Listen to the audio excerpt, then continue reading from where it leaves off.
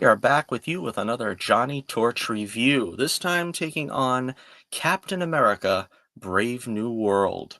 Sam Wilson has inherited the shield of Captain America and with it the responsibilities of protecting the nation, especially against the forces of evil, which we will get to in just a moment. Thank you for joining us here on another Johnny Torch review.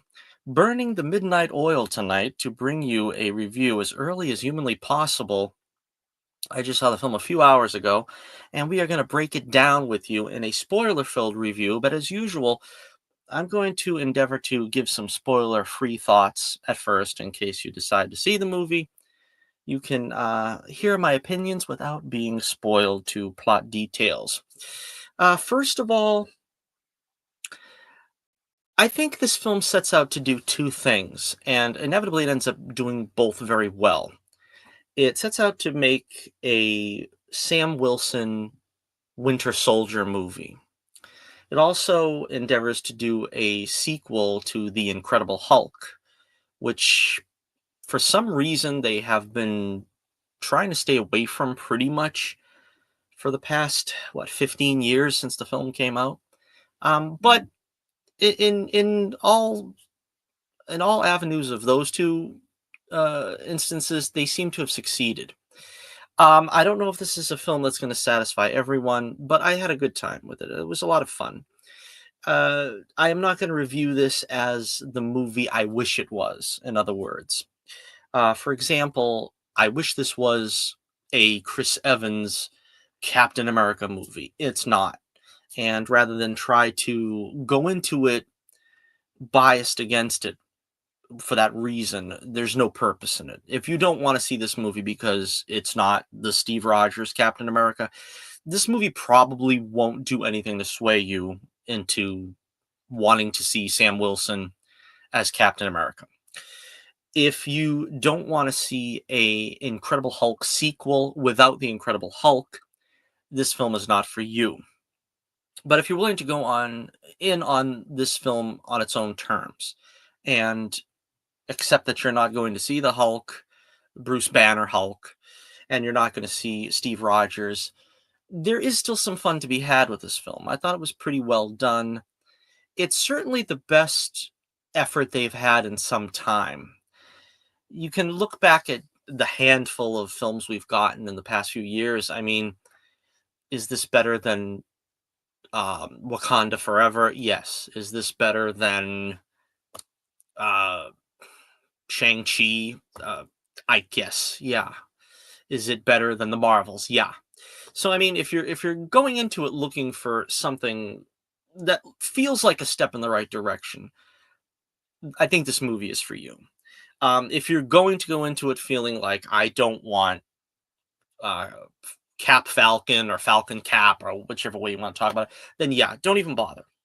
But again, if you go into this film on its own terms, I think it's really a fun film. It's well put together. I know there's some curious history about it we'll go into before we get into the review proper. But if you want my opinion, yeah, it's a solid film. A lot of people were saying it's okay. And I would say it's perhaps a little bit better than okay. I think it's slightly above average. If to me something like the Marvels was average, this is above average. I think that's my barometer. I mean, Wakanda Forever I thought was poor. There's a lot of films that I think I would rather see Brave New World again before I see. There's at least 10. So I take for that what you will. The troubled history of this film, it was due to come out, I believe, at least a year ago. It could be even more than that. It had several reshoots. They had last summer, they had like McDonald's toys that were ready to come out because I know my nephew got a bunch of Captain America little stuffed toys from McDonald's.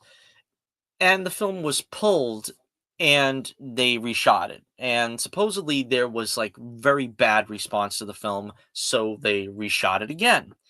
Then some toys came trickling onto the shelves, and they pulled it back and changed the release date and shot it again. So at least by all reports, the film was reshot probably about twice. And I don't know what was originally intended. There's a few, we'll get to that in the spoiler part. There's a few things that I can guess that were changed, altered a little bit. We'll get into that in a moment. Um, and then, of course, there's the other angle on this where you'll have a lot of people acting like this film needs to make $460 million before it breaks even. And the number keeps going up. This film needs to make $3 trillion before it breaks. Who knows? I mean, the fact that all movies require pickups. I mean, all movies are going to come in and you're going to edit it and you're going to look at it and you're going to say, well, we need a little this for clarity. Maybe we need a little more punchy action scenes in this section. That's not abnormal. That happens in every movie. This film apparently, though, went beyond that to actually alter the story somewhat and change the course of the film, if not drastically, at least substantially. So going into that, I was pleasantly surprised that this film did not feel like a cohesive mess. I mean, say what you want about the story, I think it makes sense. I think it's cohesive. I think you can understand it. It doesn't feel like how some films that go for major reshoots feel like they are being pulled in different directions. I think what happened here is that they just eliminated a few problematic things, quote unquote, air quotes, problematic things. And we'll get to that in a second. So again, we'll get into the spoiler portion now. We'll talk freely. So if you don't want to see, you don't want to hear any of the spoilers, and you want to see this film fresh, by all means, I would recommend it. I would say you do so. It's probably the best time that I've had at a Marvel movie for a while. I didn't see Wakanda Forever. I didn't see the Marvels at the movie. So the last couple of movies that they had out, I didn't see Daredevil and Wolverine, which I've been meaning to see on Disney Plus, but I haven't got to it yet. So for me, this was a step back in the right direction. So take for that what you will, and check it out and see what you think. And I'd be curious to hear what you think if you have seen it in the comments below. So now we begin the spoiler section. And the film starts off where, you know, Captain America, Sam Wilson, is now in charge of the mantle of Captain America. Now, with this film, I think more than any other, you, I don't want to say need to have seen, but it would benefit you to have seen at least 3 other projects to fully understand what's going on here. You need to have seen Falcon and the Winter Soldier.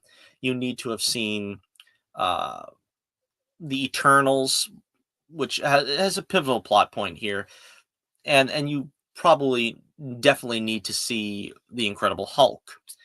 Of course, this also encompasses Avengers Endgame, The Winter Soldier, a lot of different elements that either are going to look familiar or you'll understand better had you seen those films. Um, the way it kicks off, we have the Captain America. We have to call him Captain America now because he has another sidekick who is taking over the Falcon moniker, or at least is trying to.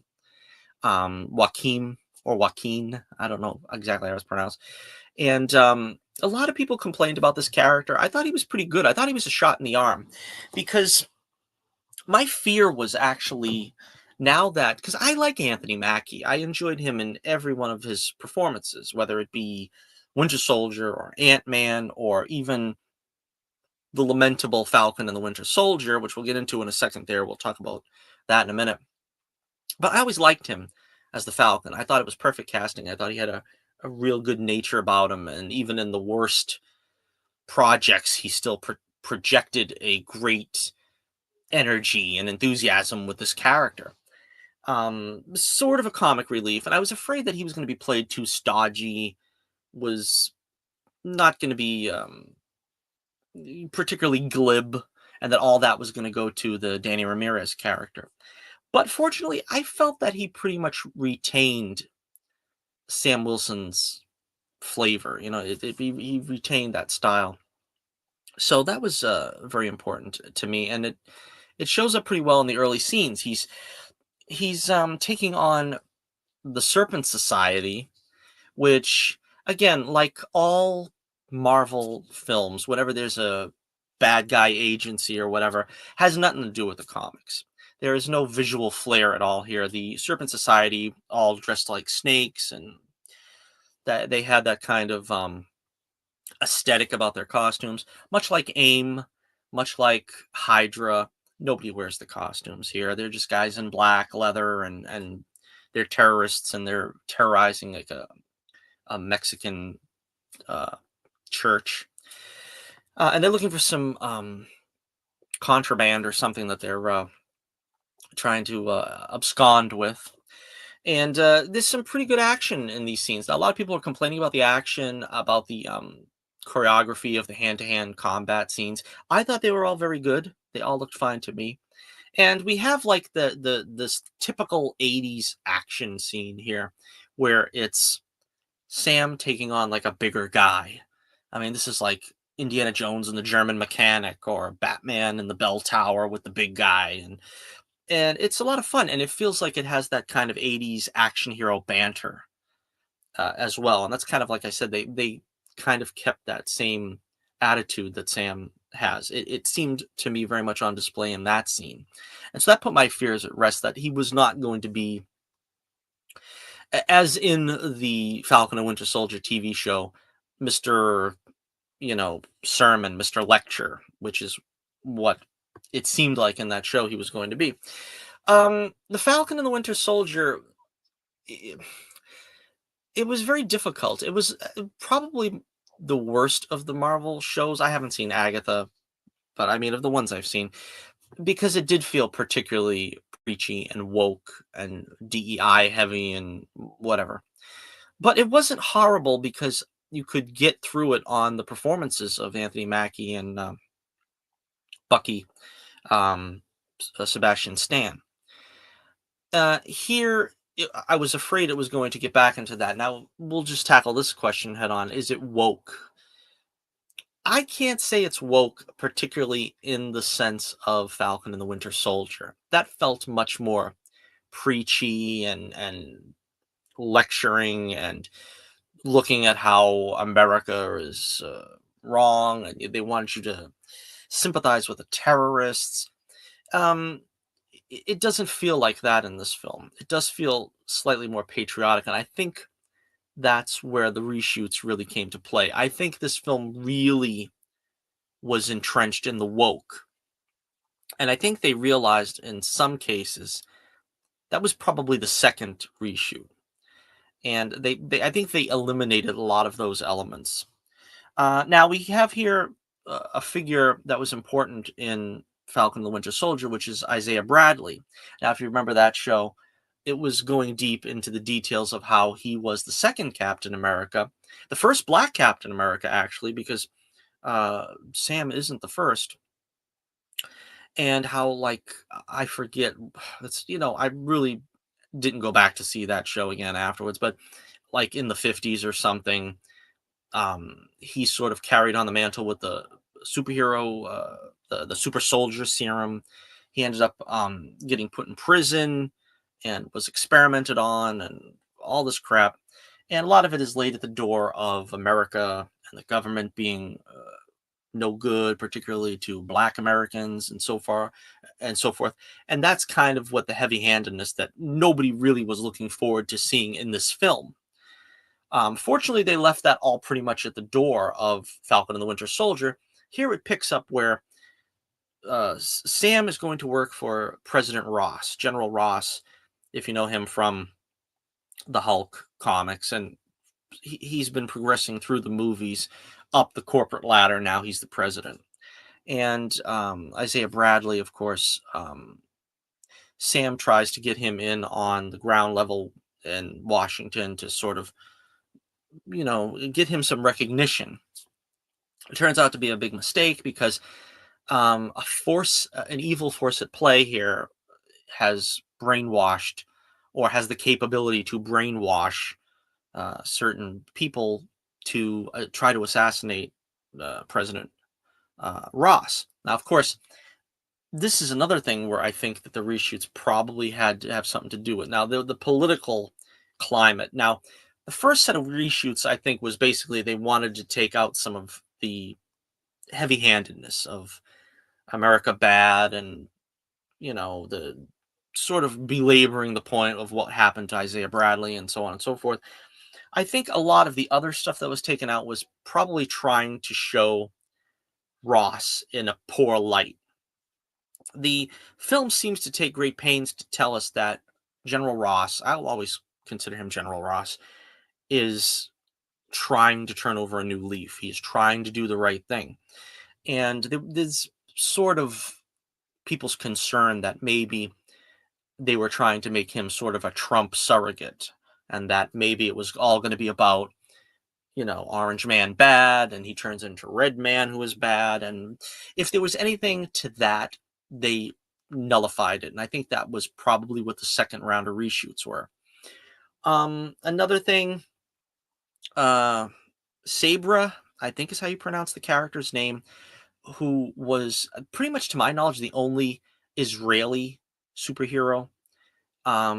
She basically wears the costume of the Israeli flag.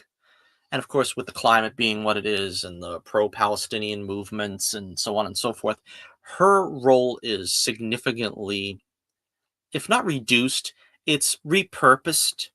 Now we're told that she's not called Sabra in the movie, and there's only one line that says that she's from Israel. And I guess if you pick up on her name sounding Jewish, that's the only thing left in the film. There's no, talk of her being from Israel and her being, a national hero there or whatever. Instead, now she's a Black Widow. And again, this kind of felt like out of left field. Like, why are you doing that with this character? I don't know.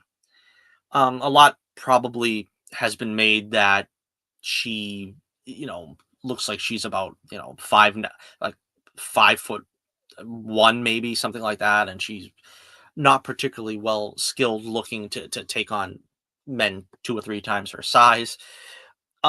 She's not going to make anybody forget about Scarlett Johansson anytime soon. Um, I'll just leave that as it may be. But again, this felt very much like they were trying to get into the vein of the Winter Soldier, and she was sort of the de facto Black Widow character. Um, Moving on, I was really impressed with Harrison Ford's portrayal here of a General Ross because they even had the audacity to give him a flashback where they put him in the military suit with the mustache, and he's like pounding the table or screaming about the Hulk, and that did my heart so good.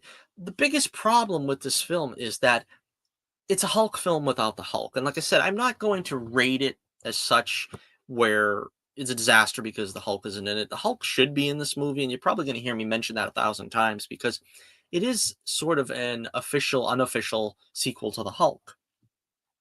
But he really nailed that character. And one of my favorite characters, I mean, because, my favorite character is the Hulk. And the entire history of the Hulk and the supporting characters and everything is so rich, and they really would have so much gold to mine if they were allowed to do a Hulk movie. But of course, the powers that be at Disney slash Marvel, they don't want to play ball with Universal. Again, this is another story behind the scenes that we have to understand if we're going to understand what's going on here. You may know it, you may not know it, but Universal holds the distribution rights to the Hulk. They've had those rights ever since the Bill Bixby Lou Ferrigno series. If a Hulk movie is made, they are paid to distribute it into theaters. It seems kind of like an antiquated process. Disney doesn't want to have them make money off of their properties. For whatever reason, they are unable or unwilling to buy them out, so they can only use the Hulk as a supporting character. The original movie was made, because it was a deal between Marvel and Universal. And Universal was the distributor, the same way that Iron Man was distributed by Paramount. It was just something that Marvel did with other studios. Disney has their own distribution wing, so they don't need other studios to distribute the film. They want to distribute it themselves. They want to save money. They want to make money. They don't want to share money. And that's unfortunate for people like me who love the Hulk, because he's only ever going to be a side character in somebody else's movie. Now, we'll get to the reason why the Hulk couldn't be in this movie later on. I'll get to that in a moment. Because the Hulk has appeared in Avengers films, he's appeared in a Thor film. Um, I think there's been cameos by Bruce Banner in a couple of films. It could be done here too as well, but it wasn't, and I'll explain why later. Now, um, the storyline with Ross, as I was saying, he wants to reconnect with Betty, and again, another character I love, another relationship I love. I always love the relationship between Ross and Betty because Ross really loves his daughter, but Banner stands in the way, and the Hulk stands in the way of Banner and Betty. So Banner stands between Ross and Betty. The Hulk stands between Banner and Betty. It's like this wonderful rectangle of the classic triangle. Well, we've got like an octagon practically here. And that's so great and that's so wonderful to mine, but they just dropped it. They just dropped it after the Incredible Hulk. They played around with Banner and maybe the Black Widow. That didn't really take off. It was kind of dead on arrival, to be honest. They haven't done much with him since. The She-Hulk show really fouled things up. Endgame really fouled things up for the Hulk. Now it's Smart Hulk and all that.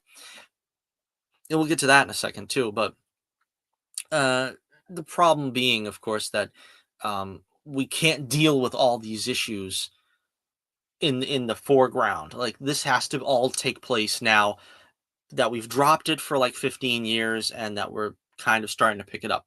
The only thing that's similar to this that I can think of is the Thor series where they dropped Jane Foster in Thor and they kind of unceremoniously didn't make a thing of it. And then they finally brought Jane Foster back in Thor Love and Thunder, which was not a great film.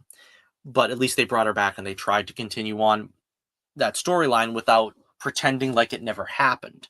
And that's kind of what I appreciate about this film is that they're not pretending that it didn't happen, but it makes it very difficult to try to understand why Betty and Ross are estranged if Banner is out of the picture. They even say at the beginning of the film, oh, Betty Ross is estranged from her father because her ex-boyfriend, Bruce Banner, blah, blah, blah. And if they have been apart for like 15 years, you think maybe they would have kind of, Ross and Betty kind of would have buried the hatchet. But apparently not so. And again, that is what makes it feel like it's not genuine if you can't somehow involve Bruce Banner here somehow. But again, that's taking it off into another direction. So the film proper, again, um, let's talk about Giancarlo Esposito. Giancarlo Esposito. Now, this character originally, again, the victim of reshoots, Seth freaking Rollins was supposed to be in this film, and I was really excited to see him because he's one of my favorite wrestlers. He's probably my favorite, and right now. And it's sad that he wasn't able to have his role retained, but I think what his role was is what eventually went to Giancarlo Esposito. Um, he plays the character Sidewinder, which is sort of I guess, the leader of the Serpent Society. He's sort of a head mercenary for hire, not really particularly flashy, and that's why I think probably Seth freaking Rollins would have, he's the king of Flash. They probably could have done something a little more colorful with him, and he would have been sort of a peer of Anthony Mackie, being relatively the same age, give or take. Giancarlo Esposito is more like of a he's a guy in his 60s or something. I'm familiar with him from The Mandalorian. I think a lot of people probably know him from that if you're a pop culture enthusiast. And he's a good actor, but the one benefit that comes from him being in this film is that now it'll put to rest all the mind-numbing fan casting, because Esposito's been dying to get into one of these films, and he's been suggested as Magneto, he's been suggested as Professor X, he's been suggested as Willie Lumpkin. I don't know. I mean, but they've suggested him as everything, and he's not suited for any of those characters because of race changing it would cause. So he's finally got his Marvel character. Good for him. The character again, he plays it, you know, well as generic villain number two. You know what I mean? He's the second villain in the film, really, and he kind of is playing himself. I mean, if you've seen him play Moff Gideon, you've kind of seen what he's going to do here.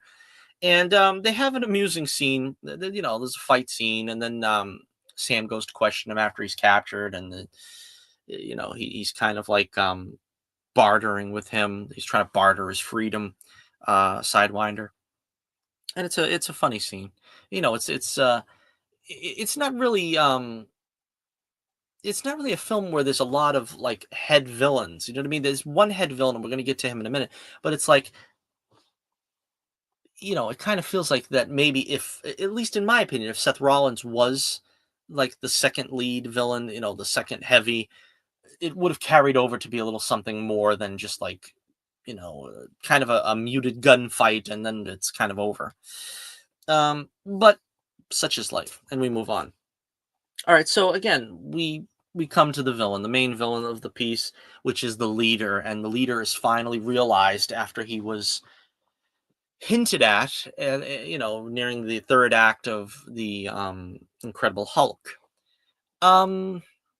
I like what was done with the character, but the visual, I think, I was hoping they were going to go with the tall-headed leader, that his brain like grows straight up, and then he's got hair and he's got a mustache, and I think in recent years he's had a goatee.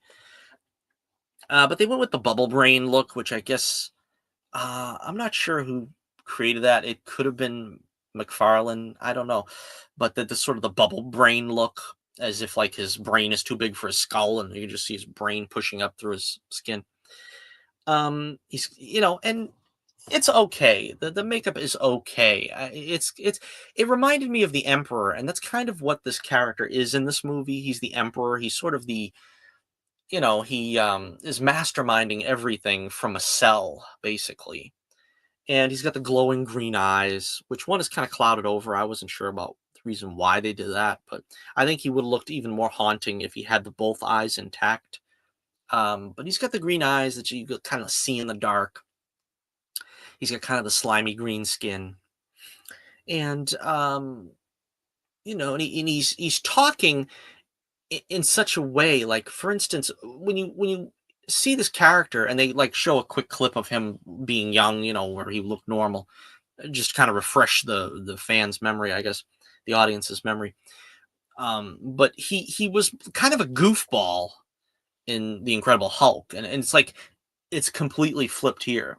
He really does feel sinister. It's not feeling like a campy performance in any way, which I liked. Because I was kind of concerned about that when I saw The Incredible Hulk. I said, well, what are they going to make the leader kind of like a joke or something? But I guess that's the point. Because in the comics, the leader was like basically just a blue collar goof. He was a janitor or something, and then a canister blew up and gamma radiation and flooded his cells or whatever, and he became the leader. And of course, the joke, I guess if you want to say, is that instead of making him strong, it made him smart. He's the opposite of the Hulk, where Banner becomes really, really strong, the leader becomes really, really smart. Isn't called the leader in the film. That bothered me. That can bother me depending on the situation. In this case, it bothered me because I mean, we've got a character named Sidewinder. We've got, at one point in the film, Stearns comes up to a soldier and he's about to kill him or whatever, and he says, "Who are you?" And he says, "The hero," which I guess is like, that's one of those tropes that every villain thinks he's the hero of the story or whatever. But that would have been a great place to call him the leader. But then again, you'd have to ask the question, who is he leading?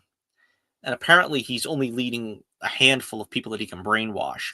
Felt a little bit like the Mad Hatter, where the gimmick is like basically he gets people to do what he wants, and it's not that he has an army, it's not that he has a gang, he doesn't have groupies or whatever. He just like can make people do what he wants them to do through machinery and trickery of that nature. Um, but it was great. I liked his take on the character, and again, he's not strong, so there was no real action with him. The action would come later with the Hulk. So that's what I'm saying is how I didn't feel like bored by this film, but I was kind of hoping for like that one villain fight, and again, we don't really get that to like the end with the Red Hulk, and he's not really a villain, so you can't really feel like it's a villain fight. We get some more action. We get the Air Force fight up in the sky there. That was really cool. I guess the leader is trying to, and again, this is kind of I don't know if this is from reshoots or whatever, but the idea is that the adamantium is in the island being the dead celestial from the Eternals. And I saw the Eternals once. I didn't think it was a horrible movie. I mean, it's not something that I really want to go back to, but I kind of like want to go back to it now and try to remember why that celestial was in the ocean or whatever. But and then the countries are sort of trying to position themselves basically to see if they can get the adamantium that's in the celestial. And this is, again, this is most of what this film is like tying up loose ends in the MCU. This is the one thread that is being sent out because apparently we're going to get the X-Men soon in the MCU. We're getting Fantastic Four. The only thing that I question is if this is the discovery of adamantium, apparently Wolverine hasn't been created yet. I mean, as we know him.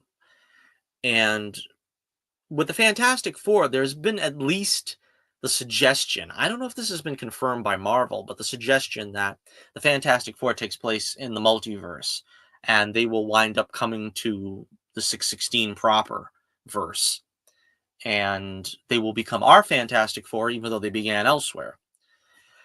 I don't know why they would do that. That just confuses things to me. But people seem to want the Fantastic Four to be the 60s Fantastic Four. That seems to be a fanboy pipe dream that they're acquiescing to. I don't know. But apparently, if they go through with this with the adamantium, it seems to me that they're not going to do X-Men from another multiverse. It's going to be just coming straight from here. Um, I don't know how that's going to work, but such is life. Um, Moving on here to the end, we got Sam with the vibranium wings, which is, I guess, now going to be the second strongest substance in the world. And so he has some tricks.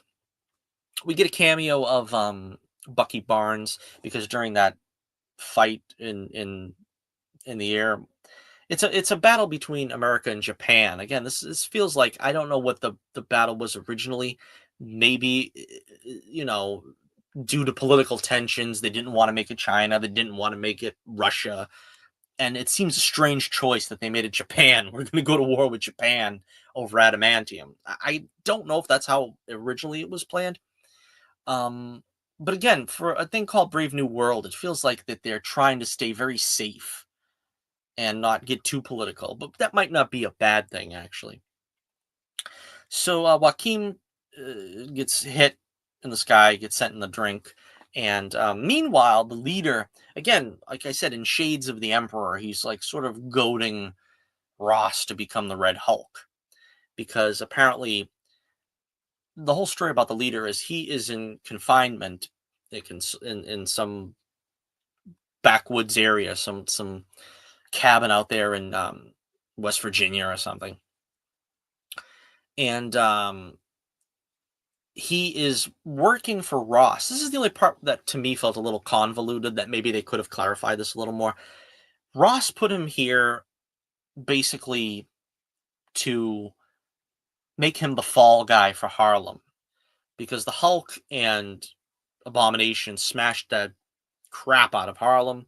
Somebody needed to take the fall, and they blamed Stearns. Now Stearns was really just a patsy because he was forced to make Blonsky the Abomination, if you remember correctly. And speaking of the Abomination, they ruined the Abomination in She-Hulk. So anybody hoping for a return match between Hulk and Abomination, I don't know how that's going to happen now because the She-Hulk ruined it. Thank you, She-Hulk, for this terrible chain reaction you've made. And they introduced Scar or whatever, which I hated that whole aspect of the Hulk comics. We'll get to that in a second. Um, but I don't know. Joaquin is injured, and so Cap, he's kind of ruminating about maybe he isn't the guy for the Shield. And I'm glad they didn't do this too much. They kind of had it at the beginning where Ross wants him to create the Avengers again. And Ross, again, is trying to be a stand up guy. And he's like, I'm the president for everybody, including the superheroes. But we got to make sure that, we're all working together. And in a similar way here, and he's like, but you're not Steve Rogers. And in the same way here, like, there's a couple of beats where he kind of doubts himself. And Bucky's brought in, and they make light of the fact that he makes like sort of an impromptu speech to sort of bolster his spirits. And it's a good cameo because you felt like he was missing in this movie, honestly. It felt like Bucky was missing after what we'd seen from Falcon and the Winter Soldier. Because and also in Civil War, they really have a good rapport, those two. And it really feels like when one is not in the other's project, and as I imagine it's going to feel the same way in Thunderbolts. But the thing that was difficult for me to understand is Falcon and the Winter Soldier at least paid some lip service to the fact that Bucky sort of paid his debt to society. Again, that's another topic. That's another hot topic that, did he pay his debt to society? Well, I think he did. And apparently they think so too in the Falcon and the Winter Soldier. So now he's sort of like a free man. Now he's running for Congress. Now, this is the part that honestly, it didn't gel with me either. I'm not sure why you have Bucky run for Congress. He basically, he assassinated people, and you're barely getting people to accept him back as a member of society because they think he, could have killed, Aunt, Ernestine or Uncle Jeff or something, and now he's going to run for Congress. I don't really know how that works, but I imagine that's a story for Thunderbolts. And again, he just makes the a welcome appearance, and then he shuffles off to Thunderbolts, where we'll see him in a couple of months. Okay, so again, getting into the last act, I mean, Stearns is sort of goading Ross on the boat to turn into the Red Hulk, and you get to see the red eyes, the Hulk out, but he manages to keep it at bay. And Stearns is basically, like I said, playing the Emperor here. He's like, give in to your anger and give in to your hate. And but because Cap manages to de-escalate the situation and take out the planes that are trying to attack not only the Japanese but I guess by default the president's boat. The tensions with Japan are neutralized. So we get into the final act, and now the leader basically gives himself up. And again, this is another one of those Joker type things where I don't really ever like the villain giving himself up.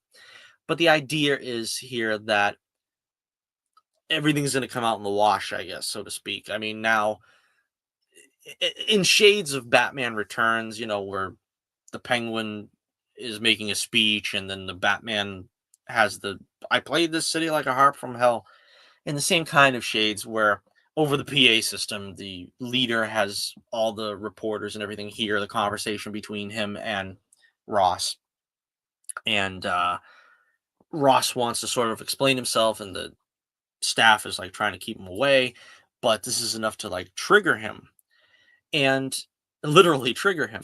And again, before this happened, we hear Betty actually answering his call finally, and it's really nice. They brought back Liv Tyler. That's really really nice, and you could tell for her voice from a mile away, that it was her and that it was genuine. It was going to be Betty, and I was like, they're not really going to do much with her, are they, at this point? Because I was really hoping that we were going to get that emotional reunion. That's the stuff that I lived for as a Hulk fan in the comics.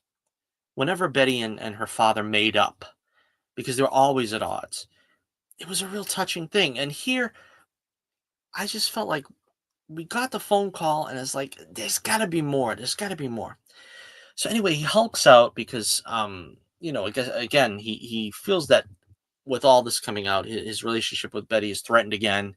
And you got to remember, Ross is an old man, and again, the uh the reason why he begins to hulk out again, I think we got off on a rabbit trail I was trying to explain, but the he had the leader save his life because of his heart condition by giving him the medication that's keeping him alive.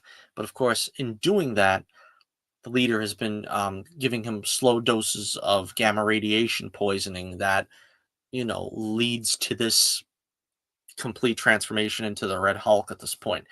And he's been planning this all along.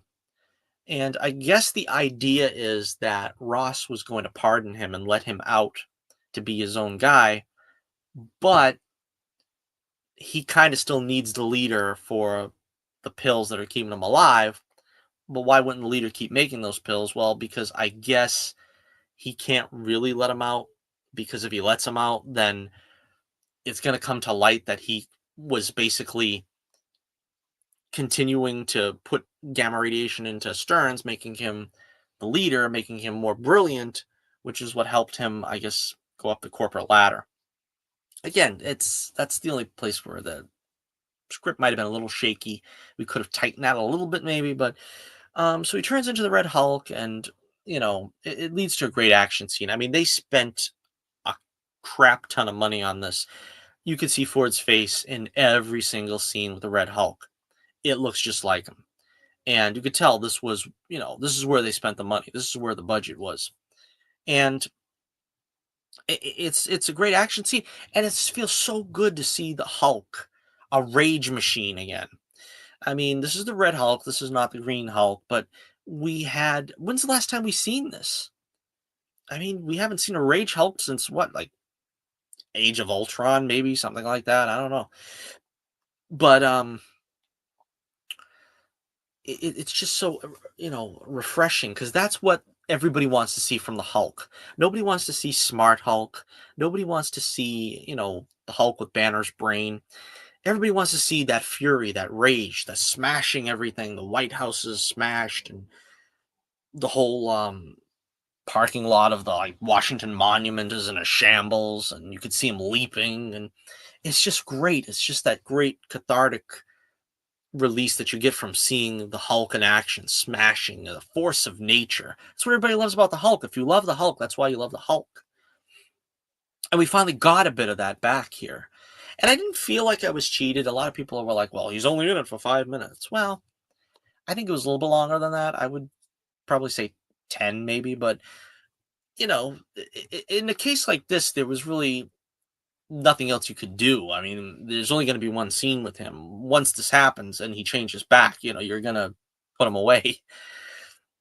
And it just felt like the action here was just so great too. The vibranium wings and everything, they played their part. The fury of the Hulk and smashing the wings and the cars and everything, it was just so great. That's what I want to see as a Hulk fan, and I sorely missed it in all these years. And I think that ups the score for me. I think truly that's what, if you're a Hulk fan, you're going to enjoy this film because of that. Um, part of the problem here is the Hulk should have been fighting Ross. The Hulk, should have interacted with Betty. That doesn't happen here, and the reason why it can't happen here is because this is Captain America's movie. Now, they get to a certain point, and Sam doesn't have the serum. That's another thing we have to touch on. Sam doesn't have the serum, and I personally like that he doesn't have the serum because it differentiates him from, Steve and Bucky. He's doing this on his own with some juiced up tech and this and that. But to make him a super soldier, it kind of like takes him in the realm of something else. He has to be his own man, and I think that was the way to do it, was to say, you know, it's an option, all right? It's an option. But not every hero needs to do the same thing. You know what I mean? They don't have to all follow suit, that they have to be, you know, whatever strength level Captain America is. I mean, I don't think he's even as strong as Spider-Man technically, but he's strong. And, Sam is not really too much stronger than the average person. But I didn't really feel like I could buy him defeating Red Hulk. And I feel like this was the perfect spot for Betty to come in. And that's why that should have been a Hulk movie, because Betty should have been able to calm down Red Hulk. And this is what I thought was going to happen. And I felt like the ending scene here where Sam actually calms down the Hulk, it kind of felt flat. And I think, had this been a Hulk movie where Hulk and Red Hulk were fighting and Betty calms them both down, or Betty at least just calms Red Hulk down, that would have really sold the movie to me. Now, the problem also here is it feels very much, there's only one or two times this happened. It feels very green screeny. The other time this happened was that I felt really green screeny, I think, was when the leader is captured, moments before, and he tells Sam his plans or whatever, and he expects to get captured, and the police just tackle him and pick him up. That to me felt a little green screeny too, because I think, at least by their admission, the leader was going to look different. He was going to have the tall head and this and that. I think they made a Funko Pop that looked like the way that he looked in the original comics. But they changed their mind. They thought it looked goofy and they didn't like it, so they went this way. That scene I could tell kind of, and then there was other things, like I said, like Giancarlo Esposito taking over for Seth Rollins. I kind of felt like that was changed. But the scene where Sam talks down Red Hulk looked very much like it was green screen. And it leads me to believe that maybe there was a take where Betty calmed down Red Hulk. But the thing is, I think the fact that this movie is Captain America Brave New World, it had to be Sam. Otherwise, it would have fallen flat because, like I said, he had, some relatively minor dust ups with Sidewinder, two dust ups, and then he had the where he had to take out the kamikaze pilots. He really doesn't have a villain he had to defeat. And I think, had Betty done it, or had the Hulk stepped in here, because you got to remember, like I said, the Hulk did show up in Thor: Love and Thunder. Why couldn't he show up here in the last act to fight Red Hulk? That's probably what should have happened. And what would have been better would have been had either Giancarlo Esposito or Seth Rollins had been a bigger threat and been made a bigger threat in the film, so that Sam would have someone to fight that you would feel was on his level. So when he's fighting the Red Hulk and all that goes down, he steps away to take care of Sidewinder or whoever it is, while the Hulk steps in to fight Ross. That would have been sort of akin to what happened in Thor: Love and Thunder, no, to Thor Ragnarok, where Hulk was taking on like the three-headed dog or whatever, and Thor was doing what he had to do with Hela. So it becomes the problem that you can't really do that and make Sam look that weak, and he has to defeat the Red Hulk himself. That's the reason why I felt the ending felt a little flat, because we know he can't beat the Red Hulk physically. I mean, you know, even Cap with the super serum probably wouldn't have been able to go toe to toe with the Hulk. But then again, he hasn't really defeated any villain of any stature in this film. And you really can't say, well, he should have taken on the leader unless you're going to give the leader like some kind of amazing tech that would have made him, and they weren't going to do that because they wanted to ground the movie. So, I mean, having all those things line up, I that's what I think knocks this one down a peg or two because they could have made it at least have the Hulk in it at the end and repurpose the secondary villain to somehow be a bigger threat and that Sam would have had to take him out. That would have been what I think would have made this better. Even if you didn't want to have Banner in through the whole movie, you would have the reunion at the end. Now there's no reunion with Banner and Betty. There's no reunion with Banner and Ross. There's no.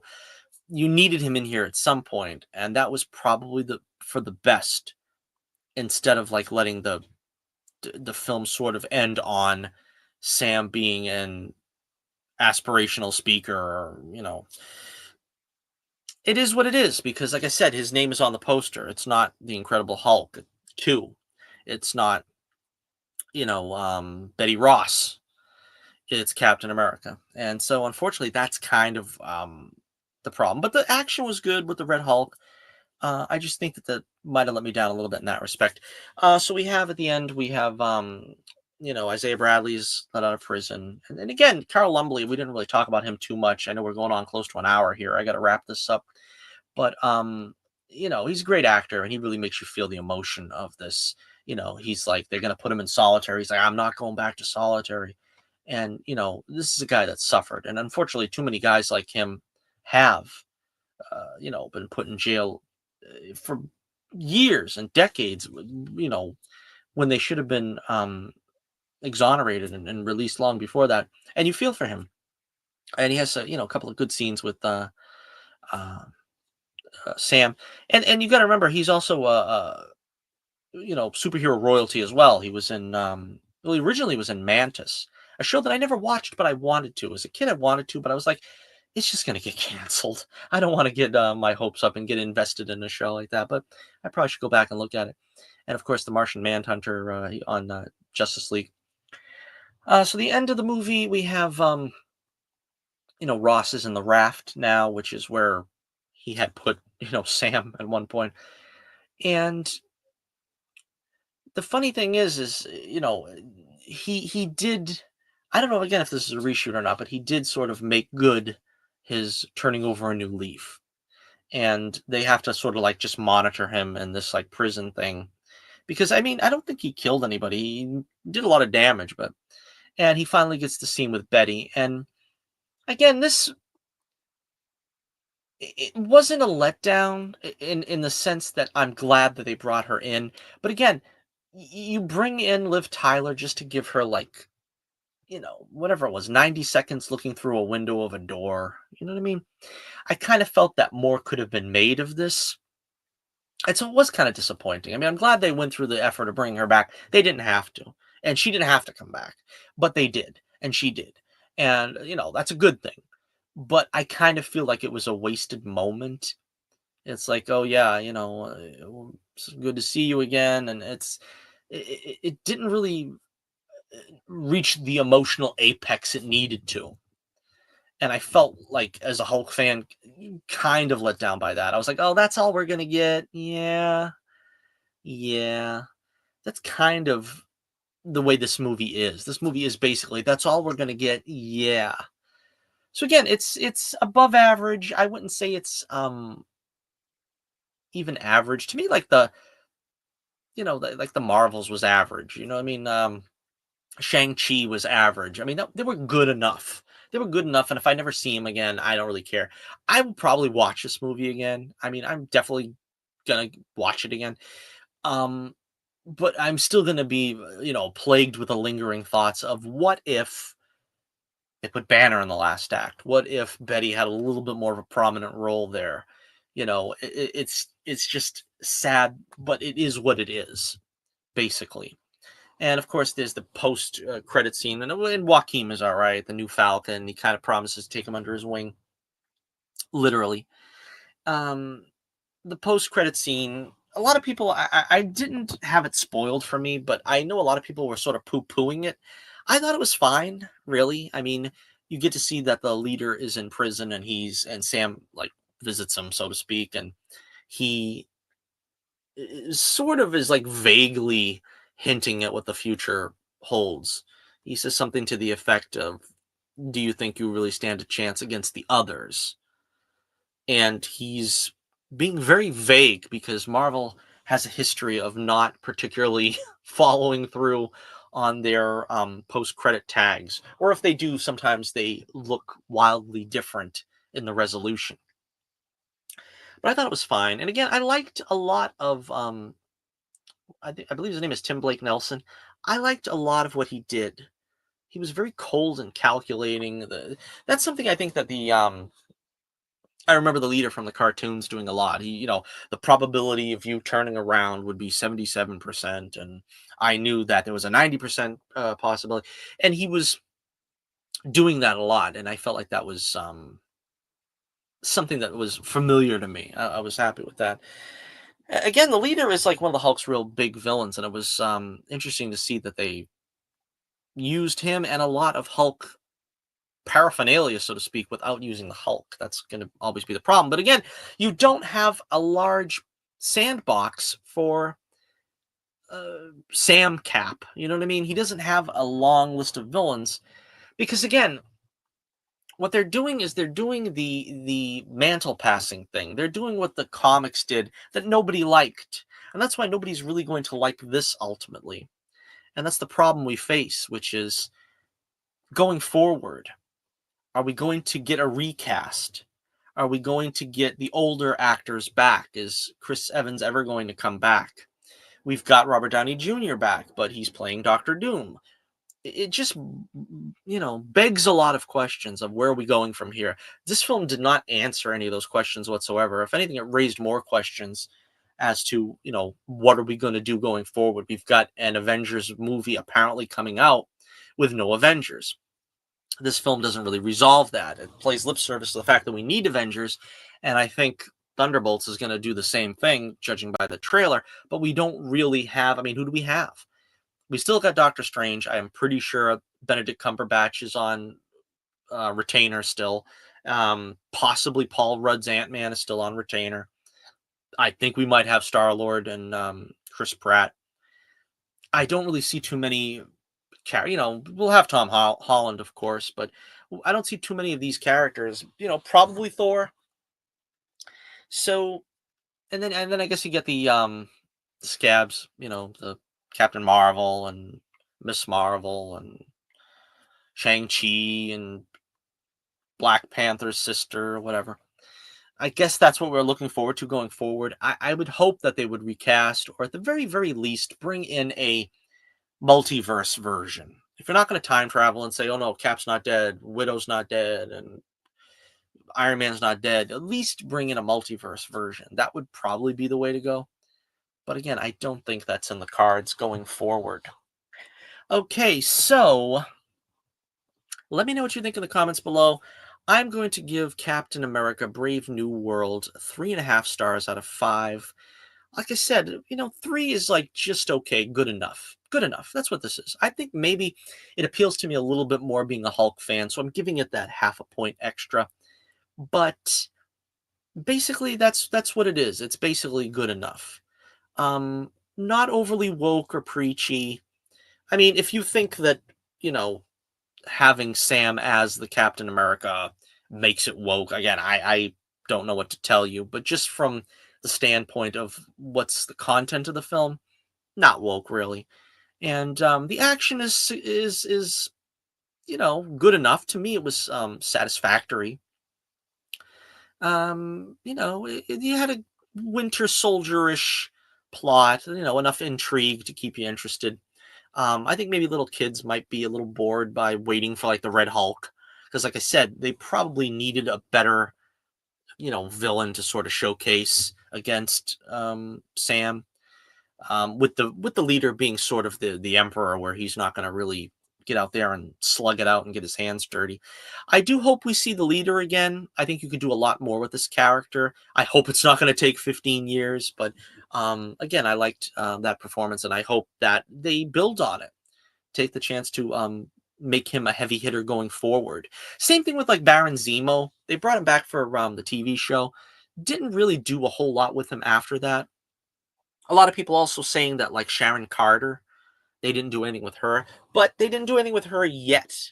I think that these things will link up eventually because you have the cosmic side of Marvel, which is the Star Lord and the Guardians and a lot of things like that. You have like the superhero stuff. Um, there's the gods and monsters side, and then you have like the sort of espionage thriller side, which is this is where Captain America occupies a corner of the universe. So I think we'll be coming back here again eventually, and we'll probably see more of that stuff built on, hopefully in the near future. I would give this a maybe a C plus or B minus. It's kind of a B picture. Maybe I'll say B minus, and let's say 6.5 out of 10, if that does it for you a little bit better. All right, let me know what you think in the comments below. And until next we meet, this is Johnny Torch reminding you once again, keep the flame burning brightly, and I'll be with you again real soon.